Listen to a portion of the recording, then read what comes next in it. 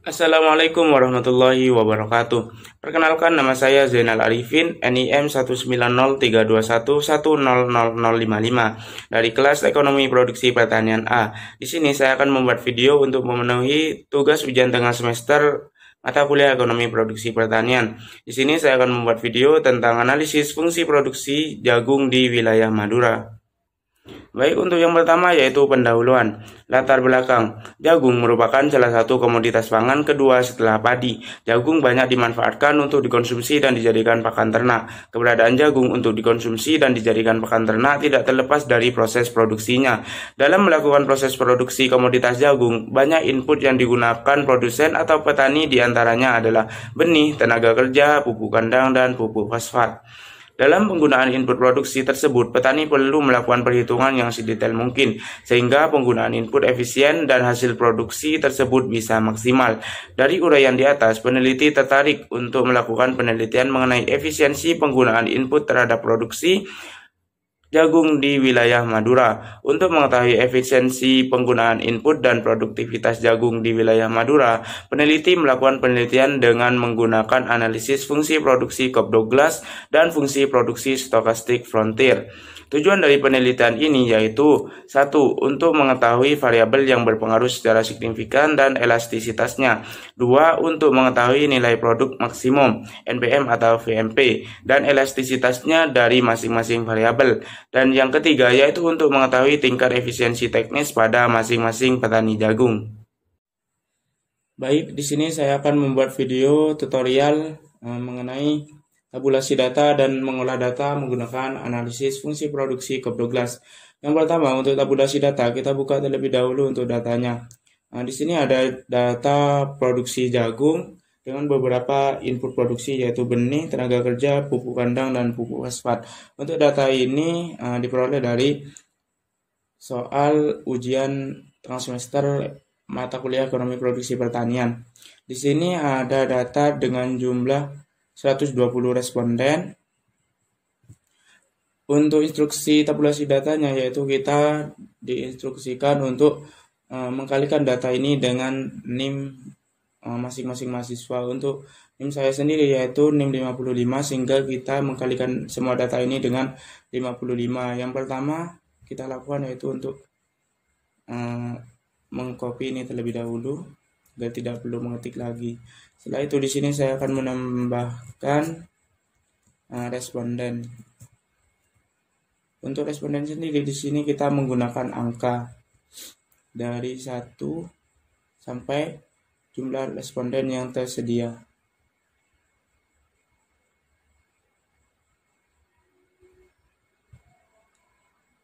Setelah itu untuk mengkalikan datanya yaitu dengan cara sama dengan, kemudian klik datanya dan menggunakan simbol bintang untuk perkalian dan dikali dengan 55, kemudian enter. Begitupun dengan benih, klik datanya kemudian kalikan dengan 55. Untuk mempercepat kita di sini tinggal menyeretnya.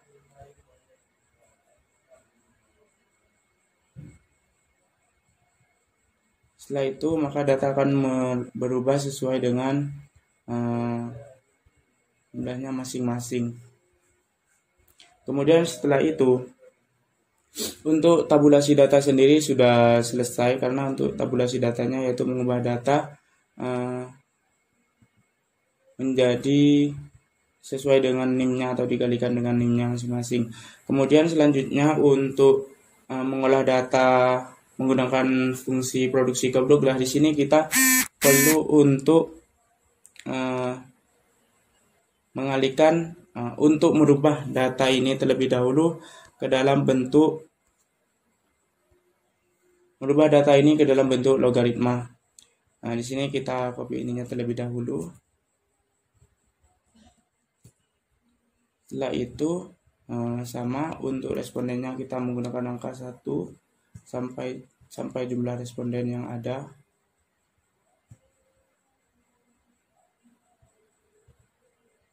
Kemudian di sini saya akan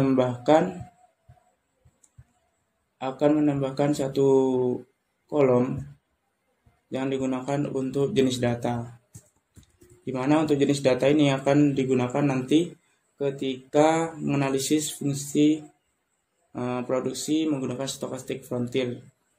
Di sini untuk jenis datanya, karena ini merupakan data cross section, jadi kita di sini menggunakan angka 1. Kemudian setelah itu cara melenkan datanya yaitu dengan cara sama dengan len, kemudian klik datanya.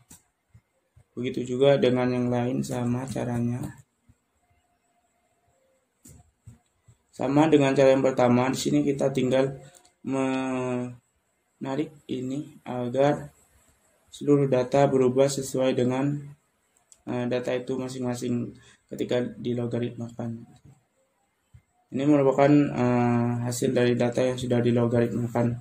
Untuk data yang diolah menggunakan fungsi produksi Cabot-Glass, di instruksi soalnya di sini kita hanya menggunakan 2 input produksi saja, yaitu benih dan tenaga kerja. Untuk mengolah data menggunakan fungsi produksi Cabot-Glass, di sini kita bisa menggunakan SPSS. Kita buka terlebih dahulu untuk SPSS-nya.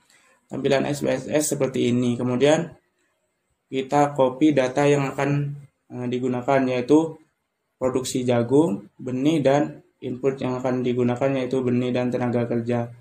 Caranya dengan cara copy terlebih dahulu. Setelah itu kita masukkan ke SPSS-nya.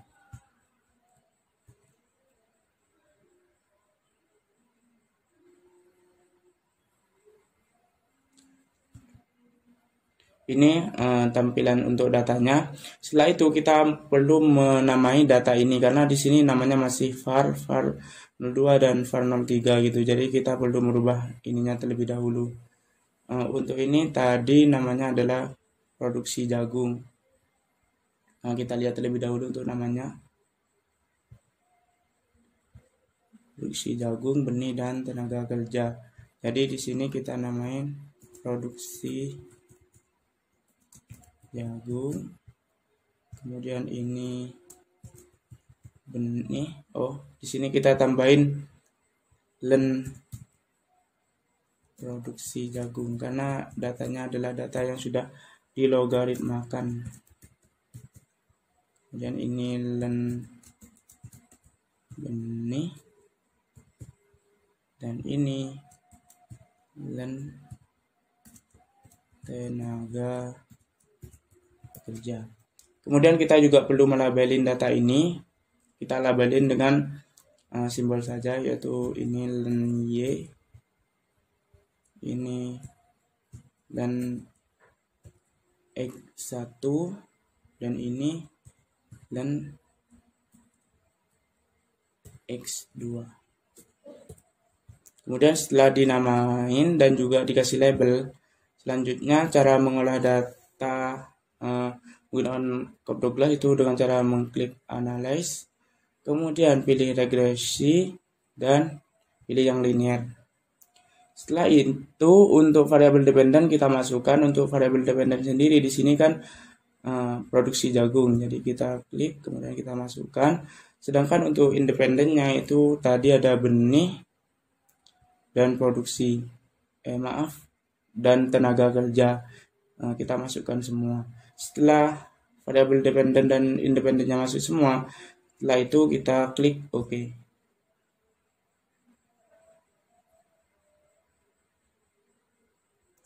Dan ini output dari hasil analisis fungsi produksi Cabot-Glass. Untuk yang diinterpretasikan untuk Cabot-Glass sendiri itu hanya menggunakan yang koefisien ini saja. Mungkin itu yang bisa saya jelaskan untuk tutorial tabulasi data dan mengolah data menggunakan analisis fungsi produksi Cabot-Glass. Terima kasih. Untuk interpretasi lebih jelasnya nanti akan disajikan dalam bentuk PPT. Selanjutnya yaitu tabulasi data. Ini merupakan data yang terdapat pada lembar soal ujian tengah semester, dan di instruksinya yaitu dikalikan dengan NIM. NIM saya yaitu NIM 55, sehingga untuk hasil tabulasi datanya seperti ini. datanya sebanyak 120. Dan kemudian untuk ini adalah tabulasi data yang sudah dikalikan dengan NIM dan sudah diubah ke LEN. Karena pada analisis fungsi produksi Cobb-Douglas dan analisis fungsi produksi menggunakan stochastic frontier, itu data yang digunakan merupakan data yang sudah dilogaritmakan atau di-LEN-kan. Untuk selanjutnya yaitu hasil output fungsi produksi Cobb-Douglas. Ini merupakan hasil dari output pengolahan data menggunakan fungsi produksi Cobb-Douglas. Dari output ini bisa diperoleh model linier yaitu len Y sama dengan len 3,983 plus 0,029 dan X1 plus 0,337 len X2. Dimana untuk nilai dari len 3,983 dan seterusnya itu diambil dari unstandardized coefficient B. Kemudian sehingga model Cobb-Douglas yang dihasilkan yaitu Y sama dengan 53,677, di mana 53,677 ini diperoleh dari hasil eksponensial dari 3,983. Jadi Y sama dengan 53,677, X1 pangkat 0,029, X2 0,337. Berdasarkan model di atas, maka parameter-parameter beta yang dihasilkan yaitu beta 1 sama dengan 0,029 dan beta 2 sama dengan 0,337. Interpretasi hasil output fungsi produksi Cobb-Douglas. Yang pertama, interpretasi dari persamaan fungsi produksi Cobb-Douglas di atas adalah A. Apabila variabel independen pada data fungsi tersebut, benih dan tenaga kerja dianggap konstan, maka output akan bertambah 53,677. Kemudian B. Besarnya koefisien regresi variabel benih atau X1 sebesar 0,029.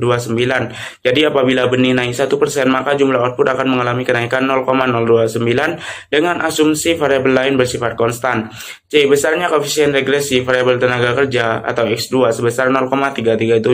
Jadi apabila tenaga kerja naik 1%, maka jumlah output akan mengalami kenaikan 0,337 dengan asumsi variabel lain bersifat konstan.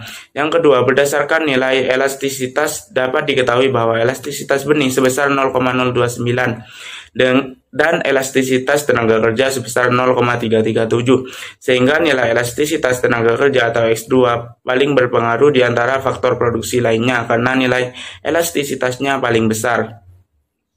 Yang ketiga, berdasarkan elastisitas tersebut juga dapat diketahui intensitas produksinya lebih bersifat pada tenaga kerja dan tidak bersifat pada modal. Hal ini dikarenakan nilai elastisitas tenaga kerja yang digunakan lebih besar dibandingkan nilai elastisitas modal berupa benih yang digunakan. Yang keempat, berdasarkan persamaan fungsi Cobb-Douglas di atas dapat diketahui bahwa perhitungan elastisitas produksi yaitu sebesar 0,029 plus 0,337 sama dengan 0,366 atau sigma beta kurang dari 1, artinya terjadi decreasing return to scale. Hal ini berarti bahwa proporsi penambahan faktor produksi melebihi proporsi penambahan produksi, sehingga setiap penambahan faktor produksi akan diikuti dengan penurunan hasil produksi yang semakin menurun. Selanjutnya yaitu perhitungan nilai produk maksimum. Y sama dengan 53,677, X1 pangkat 0,029, X2 pangkat 0,337. Diketahui V1 sama dengan Rp 1,00, V2 sama dengan Rp 4,00, P sama dengan Rp 10 per kilogram, APP X1 sama dengan 5 dan APP X2 sama dengan 1. MR1 yaitu untuk variabel benih, yaitu MR1 sama dengan P dikali MPP sama dengan 10 dikali EP dikali dengan APP, 10 kali 0,029 dikali 5 dan 10 dikali 0,145. Hasilnya yaitu 1,45 lebih besar dari 1. Kemudian MR dibagi V. MR 1,45 dibagi V yaitu 1, hasilnya yaitu 1,45 lebih dari 1.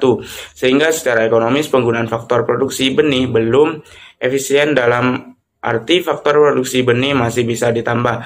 Untuk selanjutnya yaitu MR2 untuk variabel atau faktor produksi tenaga kerja, yaitu ML2 sama dengan P dikali MPP sama dengan 10 dikali EP kali APP dan 10 dikali 0,337 dikali 1. 10 dikali 0,337 hasilnya yaitu 3,37 kurang dari 4 sama dengan ML dibagi V 3,37 dibagi dengan 4 hasilnya adalah 0,8 kurang dari 1.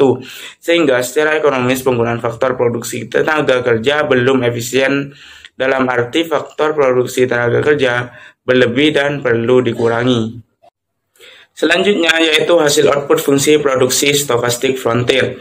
Di sini merupakan hasil output dari fungsi produksi stochastic frontier yang diambil adalah the final MLE estimate R, yang isinya itu ada koefisien, standard error, dan T-ratio dari setiap variabel, dan juga di sini ada nilai dari gamma dan juga LR test dari hasil pengolahan data ini. Untuk interpretasi sendiri yaitu untuk yang pertama kasus inefisiensi di lapang. Untuk hipotesisnya yaitu H0 tidak ada kasus inefisiensi di lapang dan H1 ada kasus inefisiensi di lapang. Untuk nilai LR test sendiri yaitu 0,69215149E plus 01 atau 6,92155149. Nilai DF adalah 2, nilai kode PAM pada derajat kesalahan 0,05 adalah 5,138. Sehingga nilai LR test 6,92155149 lebih besar dari nilai kode PAM yaitu 5,138. Sehingga dari hal ini dapat diketahui bahwa hipotesis H0 ditolak dan menerima H1. Maka dari kasus produksi jagung di atas terdapat kasus inefisiensi di lapang. Untuk selanjutnya yaitu persentase error term yang disebabkan inefisiensi teknis atau gamma. Tingkat kesalahan yang digunakan adalah 5% sehingga T tabel adalah 1,980. T hitung pada gamma sendiri adalah 20,063 sehingga nilai T hitung pada gamma 20,063 lebih besar dari T tabel yaitu 1,980 sehingga koefisien gamma adalah 91,10%. Error term disebabkan karena inefisiensi teknis dan 8,90% error term disebabkan karena adanya risiko. Untuk selanjutnya yaitu interpretasi uji pengaruh setiap variabel. Pada beta 1 atau benih, nilai T hitung adalah minus 0,801. Kemudian untuk T tabel sebesar 1,980. Maka T hitung lebih kecil daripada T tabel sehingga tidak signifikan. Sehingga dapat disimpulkan bahwa variabel X1 atau benih apabila dinaikkan 1% maka output akan menurun sebesar minus 0,078%. Pada beta 2 atau tenaga kerja, nilai T hitung adalah 2,832. Kemudian untuk T tabel sebesar 1,980, maka T hitung lebih besar dari T tabel sehingga signifikan. Sehingga dapat disimpulkan bahwa variabel X2 atau tenaga kerja apabila dinaikkan 1% maka output akan meningkat sebesar 0,24%. Kemudian pada beta 3 atau pupuk kandang, nilai T hitung adalah minus 2,647. Kemudian untuk T tabel sebesar 1,980, maka T hitung lebih besar dari T tabel. Kenapa T hitung lebih besar dari T tabel pada beta 3? Untuk membandingkan antara T hitung dan T tabel, pada T hitung apabila memiliki tanda negatif atau minus maka itu diabaikan saja karena yang digunakan adalah nilai absolut, sehingga untuk T hitung pada beta 3 itu sama dengan 2,647 sehingga lebih besar dari lebih besar dari 1,980 sehingga pada beta 3 itu signifikan, sehingga dapat disimpulkan bahwa variabel X3 atau pupuk kandang apabila dinaikkan 1% maka output akan menurun sebesar minus 0,35%. Pada beta 4 atau pupuk fosfat, nilai T hitung adalah 3,720. Kemudian untuk T tabel sebesar 1,980. Maka T hitung lebih besar dari T tabel atau signifikan, sehingga dapat disimpulkan bahwa variabel X3 atau pupuk fosfat apabila dinaikkan 1% maka output akan meningkat sebesar 0,46%. Untuk interpretasi selanjutnya yaitu tingkat efisiensi teknis. Berikut merupakan nilai dari efisiensi teknis setiap petaninya, mulai dari petani pertama sampai petani ke 120. Dari hasil tersebut dapat diketahui bahwa petani dapat dikatakan efisien secara teknis apabila nilai efisiensi teknisnya lebih dari 0,8, dan dari output tersebut diketahui bahwa petani yang efisien secara teknis yaitu petani dengan nomor 48, 58, 62, 63, 65, 69, 72, 75, 94, 95, 96, 100, 108, 112, 118, dan 120. Kemudian pada output juga terdapat nilai min efisiensi yang mana sebesar 0,62917660E plus 00, yang artinya secara rata-rata petani pada penelitian ini juga belum efisien secara teknis karena nilai min efisiensinya juga kurang dari 0,8. Selanjutnya yaitu penutup. Kesimpulan, berdasarkan fungsi analisis Cobb-Douglas dapat diketahui bahwa apabila variabel input benih dan tenaga kerja dianggap konstan, maka produksi jagung bertambah sebesar 53,677. Berdasarkan nilai elastisitas dapat diketahui bahwa nilai elastisitas benih sebesar 0,029 dan elastisitas tenaga kerja sebesar 0,337, sehingga nilai elastisitas faktor produksi tenaga kerja atau X2 paling berpengaruh daripada faktor produksi benih. Hal ini karena nilai elastisitas tenaga kerja paling besar. Kemudian berdasarkan perhitungan NPM atau VMP, diketahui bahwa baik input benih atau tenaga kerja belum efisien atau penggunaan input tersebut belum memaksimumkan profit. Untuk analisis fungsi stokastik frontier, diketahui bahwa terdapat kasus inefisiensi di lapang di mana hal ini dibuktikan dengan nilai LR test lebih besar dari nilai kode PARM.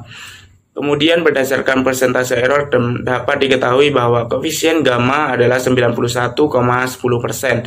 Error term disebabkan karena inefisiensi teknis dan 8,90% error term disebabkan karena adanya risiko. Pada uji pengaruh setiap variabel diketahui bahwa variabel yang bisa meningkatkan output produksi adalah variabel tenaga kerja dan pupuk fosfat. Sedangkan untuk variabel benih dan pupuk kandang dapat menurunkan output produksi apabila inputnya ditambah. Secara rata-rata keseluruhan petani pada penelitian ini belum efisiensi secara teknis karena nilai min efisiensi sebesar 0,62917660E plus 00 kurang dari 0,8. Kemudian saran yang bisa diberikan peneliti yaitu 1. Berdasarkan hasil dari analisis fungsi produksi Cobb-Douglas, petani dapat menambahkan input benih dan tenaga kerja agar produksi jagung meningkat dan juga agar efisien secara ekonomis. Kemudian saran yang kedua, berdasarkan hasil dari analisis fungsi produksi stokastik frontier, petani harus meminimumkan faktor inefisiensi eksternal agar petani dapat efisiensi secara teknis. Baik, mungkin itu yang bisa saya jelaskan. Apabila ada kesalahan maupun kekurangan, saya mohon maaf sebesar-besarnya. Wabillahi taufiqul hidayah. Wassalamualaikum warahmatullahi wabarakatuh.